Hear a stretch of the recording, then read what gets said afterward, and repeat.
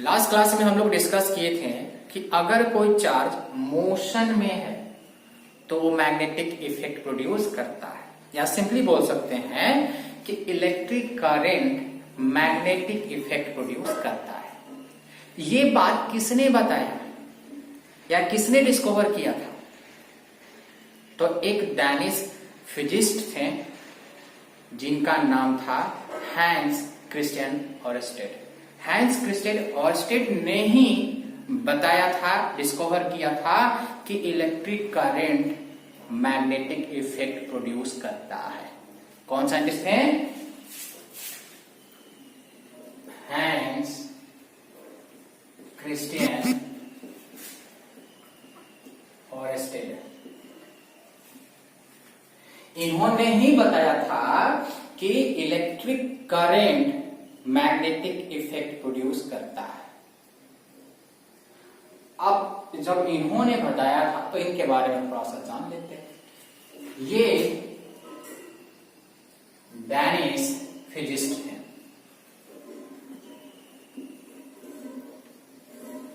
इसका मतलब इनका जो नेशनलिटी था वो था डैनिश। इनका जन्म यानी कि बर्थडे बोल सकते हो, बर्थडे बोल सकते हो या जन्म बोल सकते हो। इनका जन्म हुआ था 14 अगस्त 1777 में। कहां पे, मतलब किस जगह पे हुआ था? तो जगह का नाम भी अजीब है, रोडकोविंग, जो कि डेनमार्क में है, जो कि डेनमार्क में है। एंड ये दुनिया को अलविदा कब कहे थे बाबू? तो ये दुनिया को अलविदा कहे थे यानी कि मरे थे या मृत्यु हुआ था 9 मार्च 1851 में। 1851 में ये दुनिया को छोड़ के चले गए थे। बट जाने से पहले हमें बहुत बड़ा चीज देकर गए थे। बताऊंगा क्या देके गए थे, ठीक है? इनका शुक्रगुजार होने चाहिए दुनिया को कि ये बहुत बड़ा चीज हम लोग को देकर गए, ठीक है? और ये कब गए थे? 9 मार्च 1851 को। कहां पे, यहाँ इनका मृत्यु कहां पे हुआ था? तो कोपेन हैजन एक जगह है जो कि डेनमार्क में ही है, जो कि डेनमार्क में ही है। एक चीज और जान लेते हैं इनके बारे में कि ये फिजिक्स का प्रोफेसर थे। फिजिक्स का प्रोफेसर थे यानी कि प्रोफेसर ऑफ फिजिक्स। फिजिक्स का क्या थे? प्रोफेसर थे। किस यूनिवर्सिटी में प्रोफेसर थे? At university of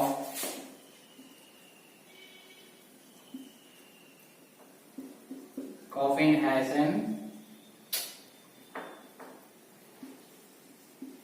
Denmark. ये फिजिक्स का प्रोफेसर थे किस यूनिवर्सिटी में? यूनिवर्सिटी ऑफ कोपेनहेगन, जो कि डेनमार्क में है, डेनमार्क में है। ठीक है? और इस यूनिवर्सिटी में एज ए फिजिक्स प्रोफेसर कब नियुक्त हुए थे? कब नियुक्त हुए थे? 1806 में। यानी कि इस यूनिवर्सिटी में ये फिजिक्स का प्रोफेसर थे और ये 1806 में इस यूनिवर्सिटी में फिजिक्स के प्रोफेसर के नियुक्त किए गए थे। बात समझ गए? इतना ही जान लीजिए, मतलब इनके बारे में इतना ही काफी है कि क्या थे क्या नहीं थे, इनका जन्म कहाँ हुआ था, क्या हुआ था, कब मृत्यु हुआ था और क्या क्या करते थे, बस इतना ही काफी है इनके बारे में। अब सुनिए, हैंस क्रिस्टियन ऑरस्टेड ही डिस्कवर किए थे। क्या डिस्कवर किए थे? कि इलेक्ट्रिक करंट के वजह से मैग्नेटिक इफेक्ट प्रोड्यूस होता है। और ये डिस्कवर बहुत बड़ा फिजिक्स का डिस्कवर था, यानी कि बहुत बड़ा खोज था फिजिक्स में कि इलेक्ट्रिक करंट के वजह से मैग्नेटिक इफेक्ट प्रोड्यूस होता है। बहुत बड़ा डिस्कवर था। और ये डिस्कवर इतना बड़ा था कि आज हम लोग इस पे बहुत सारा एप्लीकेशन पे काम करते हैं, बहुत सारा एप्लीकेशन है इसका। जैसे कुछ एग्जांपल देता हूँ, रेडियो हो गया आपका, हमारा जो टीवी है सीआरटी टीवी हो गया, मैग्नेटिक टरेन जो एलिवेशन ट्रेन भी कहा जाता है जो जापान वगैरह में आपका शायद है ना। तो ये एक तरह का बहुत बड़ा फिजिक्स में डेवलपमेंट था। ये डिस्कवर जो किए थे इलेक्ट्रिक करंट की वजह से मैग्नेटिक इफेक्ट जो प्रोड्यूस होता है, ये बहुत बड़ा डेवलपमेंट था फिजिक्स में। बात समझ रहे ना। तो आगे हम लोग बात करेंगे कि ये कैसे डेवलप किए थे, कैसे डिस्कवर किए थे कि इलेक्ट्रिक करंट की वजह से मैग्नेटिक इफेक्ट प्रोड्यूस होता है। तो उन्होंने एक एक्सपेरिमेंट के थ्रू किए थे कि electric current magnetic effect produce करता है, एक एक्सपेरिमेंट के थ्रू किए थे। और उस एक्सपेरिमेंट का हम लोग ऑरस्टेड एक्सपेरिमेंट भी कहते हैं, उनके नाम से ही एक्सपेरिमेंट भी कहा जाता है, क्योंकि उन्होंने किया था, ऑरस्टेड ने किया था खुद एक्सपेरिमेंट और करके बताया था, डिस्कवर किया था, इसलिए उनका एक्सपेरिमेंट का नाम हम लोग बोलते हैं ऑरस्टेड एक्सपेरिमेंट। यानी कि अब हम लोग बात करेंगे उनका एक्सपेरिमेंट पे, जो कि वो खुद किए थे और वो एक्सपेरिमेंट के थ्रू ही बताए थे कि electric current magnetic effect produce करता है। यानी कि अब हम लोग बात करेंगे ऑरस्टेड का एक्सपेरिमेंट का। क्लियर?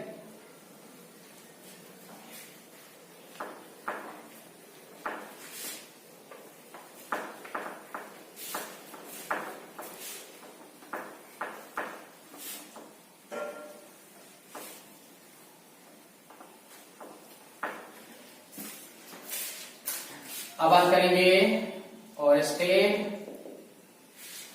एक्सपेरिमेंट का। यानी कि जो उन्होंने एक्सपेरिमेंट किया था उस एक्सपेरिमेंट पे ही बात करेंगे, और एक्सपेरिमेंट करने के बाद जो उन्होंने डिस्कवर किया था उसके बारे में बात करेंगे, है ना। तो कुछ मैं डायग्राम बना रहा हूं, उस डायग्राम को आप लोग देख लें, उसके बाद हम समझाते हैं।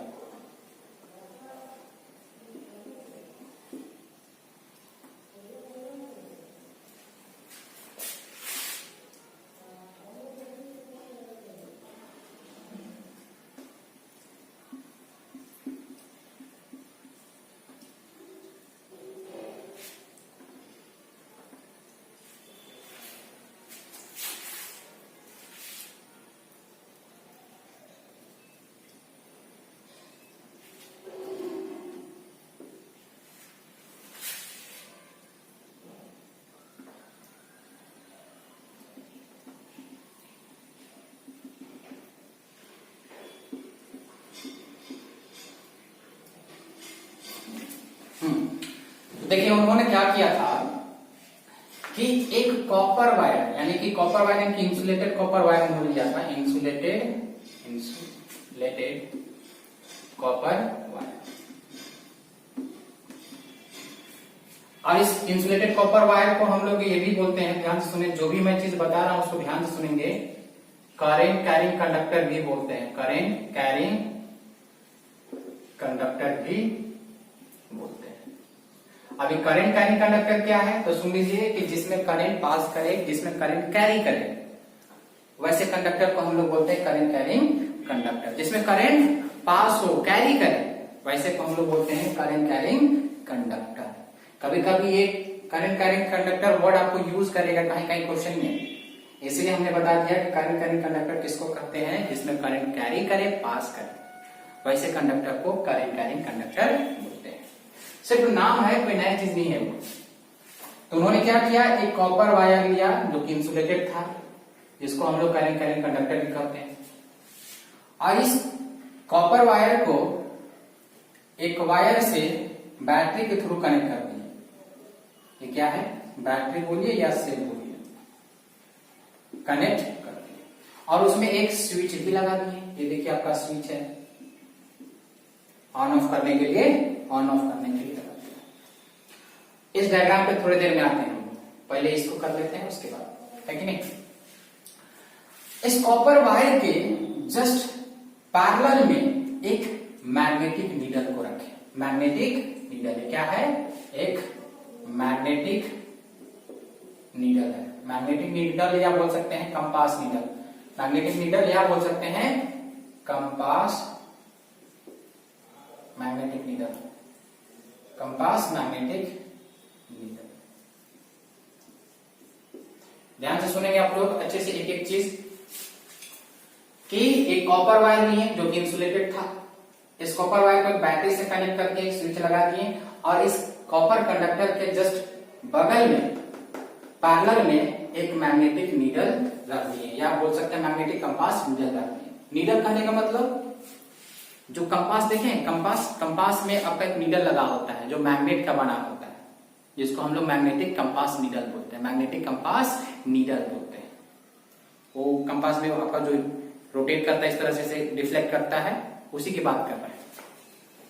तो उसी की बात कर रहे हैं, मैग्नेटिक नीडल बोल सकते हैं हम, कंपास मैग्नेटिक नीडल बोल सकते हैं इसको। उन्होंने रखा।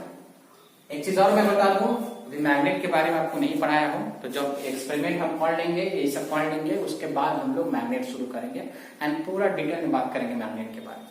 ठीक है, तो फिलहाल के लिए मैं बता दूं कि मैग्नेट के पास, हर मैग्नेट के पास दो पोल होता है, एक साउथ पोल और एक नॉर्थ पोल।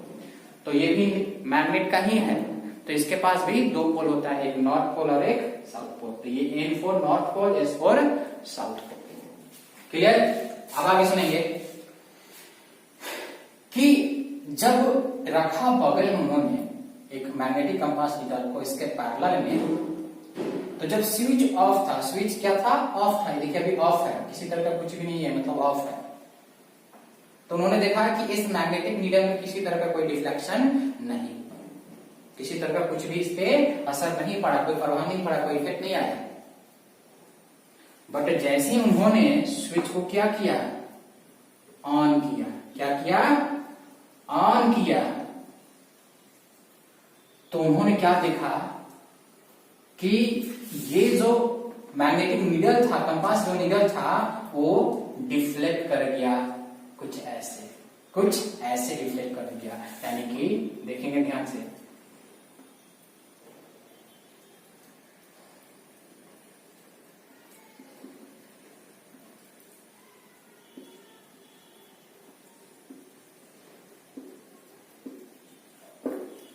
यानी कि पहले क्या था? जब स्विच ऑफ था यहाँ पे, जब ऑफ था यहाँ पे, क्या है? स्विच ऑफ है।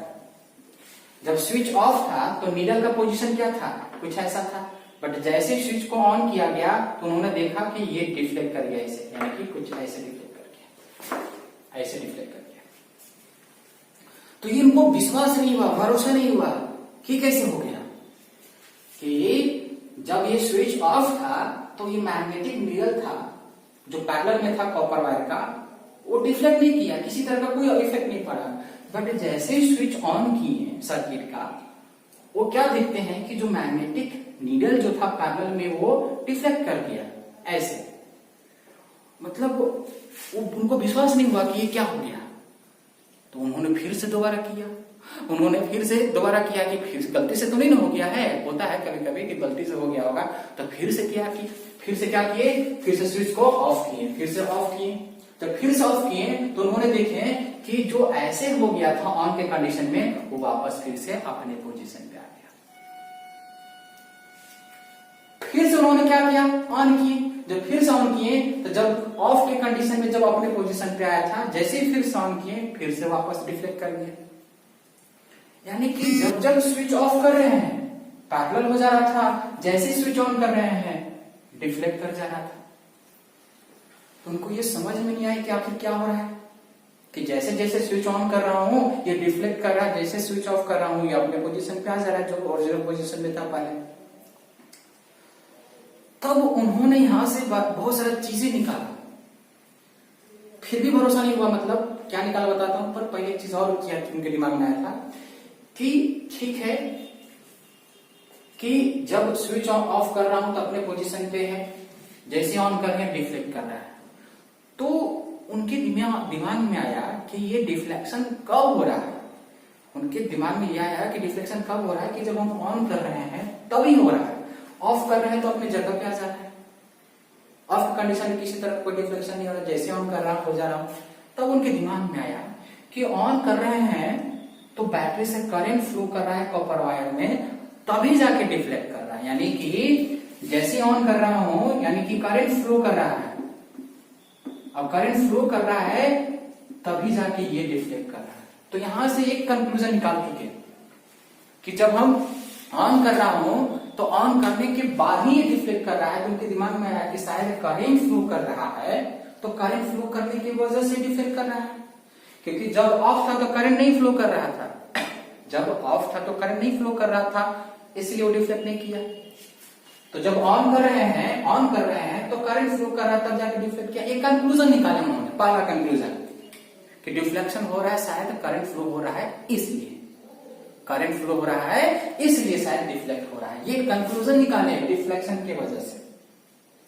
फिर उनके दिमाग में आया कि ये तो मैग्नेटिक नीडल है, ये तो मैग्नेटिक मटेरियल है, और एक मैग्नेटिक मटेरियल को दूसरा मैग्नेट ही डिफ्लेक्ट कर सकता है, अट्रैक्ट कर सकता है, रिपेल कर सकता है। एक चीज आपको और मैं बता दूं, मैं पढ़ाया नहीं हूं मैग्नेट के बारे में, आगे मैं बताऊंगा ये सब पढ़ने के बाद।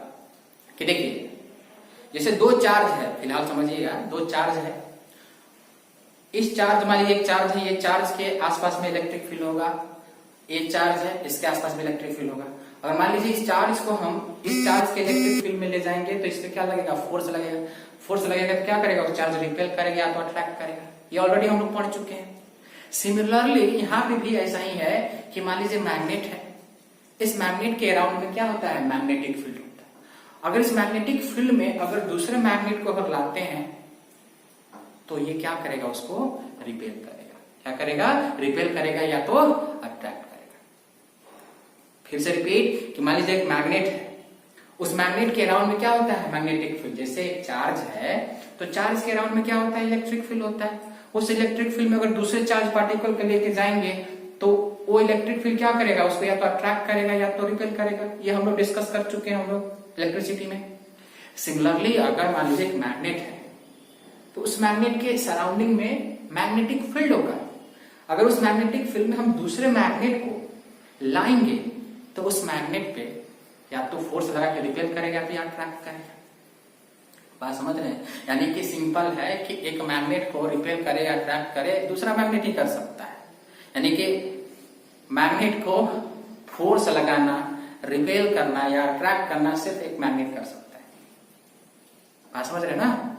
तो उनके दिमाग में ये चला यहाँ पे कि ये तो मैग्नेटिक मटेरियल है और ये डिफ्लेक्ट किया है, इट मीन्स इस पे किसी ना किसी तरह का मैग्नेटिक फोर्स लगा है।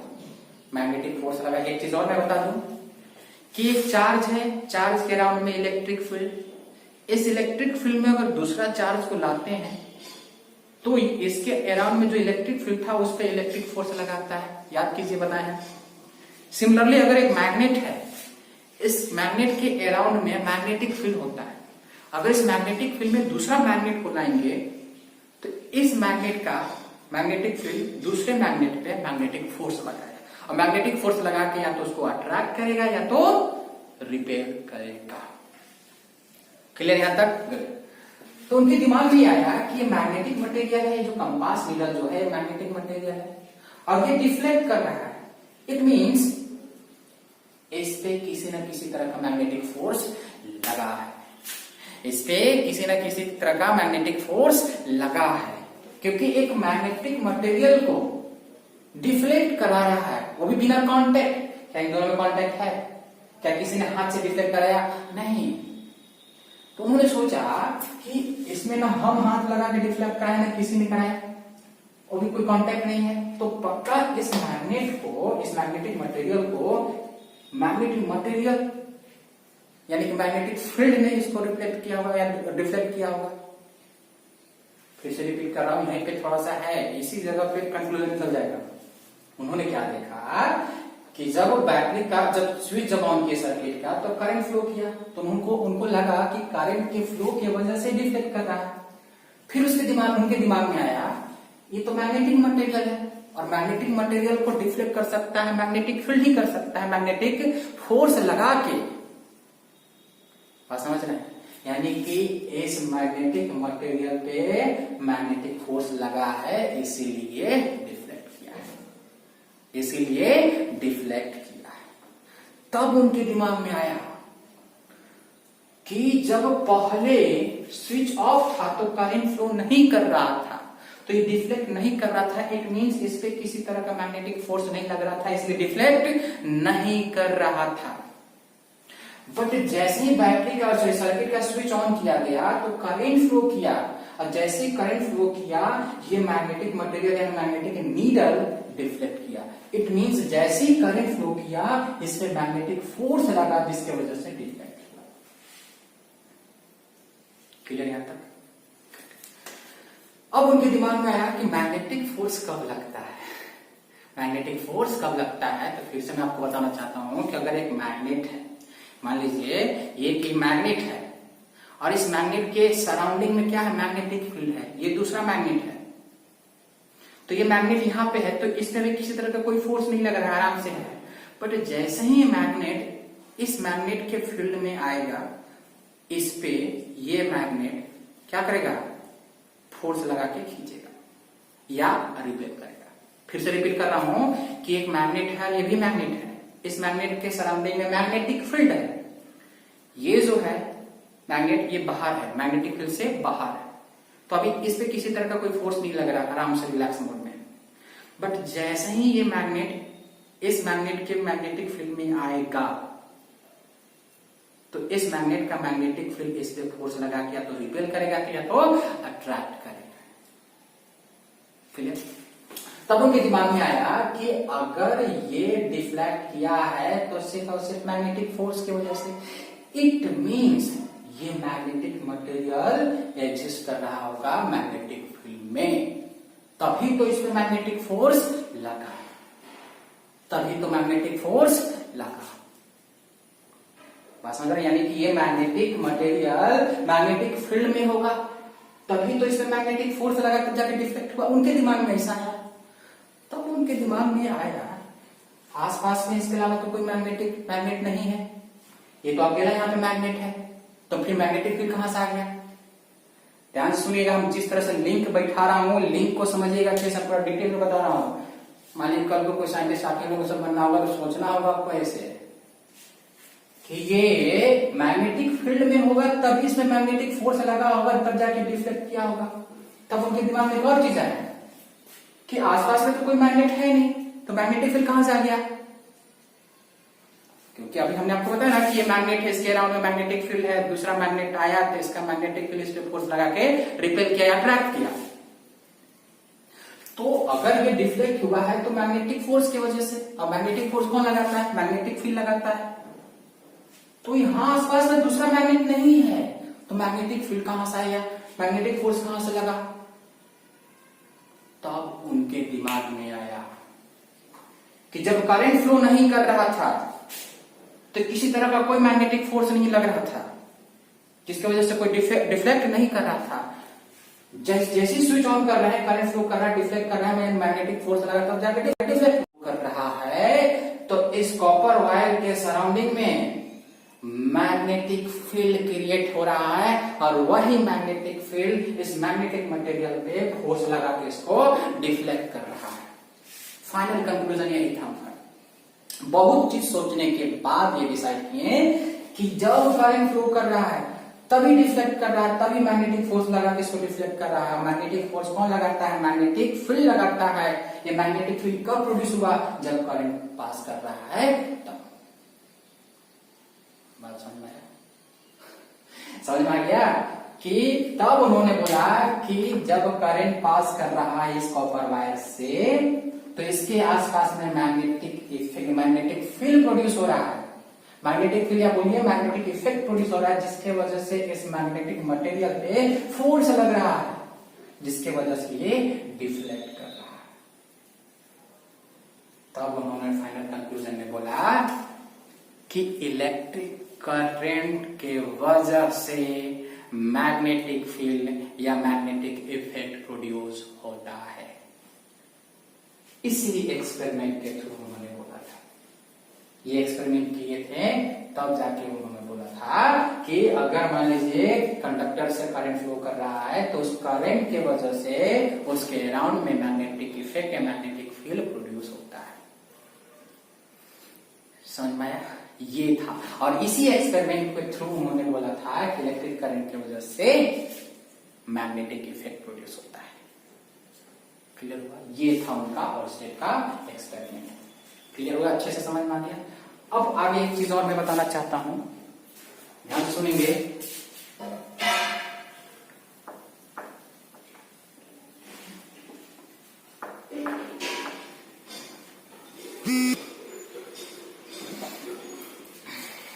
कि magnetic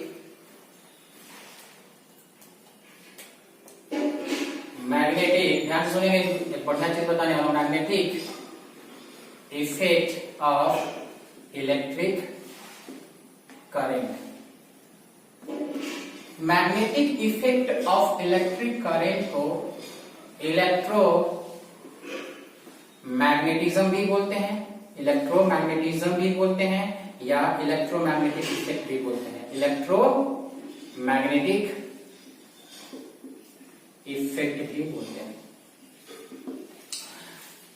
magnetic effect of electric current को इलेक्ट्रोमैग्नेटिज्म भी बोलते हैं और इलेक्ट्रोमैग्नेटिक इफेक्ट भी बोलते हैं। इलेक्ट्रोमैग्नेटिज्म कहने का मतलब, इलेक्ट्रो का मतलब इलेक्ट्रिक करंट और मैग्नेटिज्म का मतलब मैग्नेटिक इफेक्ट। यानी कि इलेक्ट्रिक करंट की वजह से जो मैग्नेटिज्म मिल रहा है, मैग्नेटिक प्रॉपर्टी जो मिल रहा है, मैग्नेटिक इफेक्ट जो मिल रहा है, उसको हम लोग बोलते हैं इलेक्ट्रोमैग्नेटिज्म। यानी कि electromagnetism is a combination of electric current और मैग्नेटिक इफेक्ट को हम लोग बोल रहे हैं। क्लियर, मिला जुला हुआ। और इसी पूरे को हम लोग इलेक्ट्रोमैग्नेटिक इफेक्ट भी बोलते हैं। यानी कि इलेक्ट्रिक करंट की वजह से जो मैग्नेटिक इफेक्ट प्रोड्यूस हो रहा है उसको इलेक्ट्रोमैग्नेटिक इफेक्ट कहते हैं। यानी कि ये जो एक्सपेरिमेंट में जो दिखाया गया है कि करंट जब पास करता है कॉपर वायर के थ्रू, तो उसके आसपास में क्या होता है, मैग्नेटिक इफेक्ट प्रोड्यूस होता है, मैग्नेटिक इफेक्ट प्रोड्यूस होता है।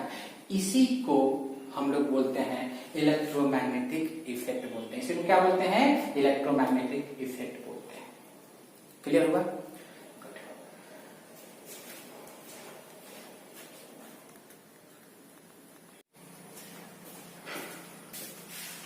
हमने ऑर्स्टेड एक्सपेरिमेंट के लास्ट में क्या देखा कि करंट कैरिंग कंडक्टर से, जो कि हमने कॉपर वायर लिया था, जब उसे करंट पास कर रहा था तो उसके आसपास में मैग्नेटिक इफेक्ट प्रोड्यूस हो रहा था, जिसके वजह से उसके नियर में जो मैग्नेटिक नीडल रखा हुआ था उस पे फोर्स लगा के क्या कर रहा था, डिफ्लेक्ट कर रहा था। ये हमने देखा था। तो यहां से मेन कंक्लूजन क्या निकला कि अगर कोई भी करंट कैरिंग कंडक्टर से करंट पास होता है तो उसके आसपास में मैग्नेटिक इफेक्ट प्रोड्यूस होगा। ये मेन कंक्लूजन है। अब इसी को हमने यहाँ पे लिख दिया हो कि ताकि आप इसको लिख दें। क्या है कि when a compass is brought near a current carrying conductor, the needle of the compass get deflected because of the flow of electric current। देखिए क्या लिखा हुआ है कि जब एक करंट कैरिंग कंडक्टर के पास में जब हम एक कंपास को लेकर गए तो उस कंपास का नीडल क्या कर गया, डिफ्लेक्ट कर गया। क्यों डिफ्लेक्ट किया, फ्लो ऑफ इलेक्ट्रिक करंट की वजह से। यानी कि एक करंट कैरिंग कंडक्टर के पास में जब हम कंपास को लेकर गए तो कंपास का नीडल डिफ्लेक्ट कर दिया। क्यों, करंट के फ्लो की वजह से, जो कि करंट फ्लो कर रहा था किसमें, करंट कैरिंग कंडक्टर में फ्लो कर रहा था, उसके वजह से क्या कर गया, डिफ्लेक्ट कर गया।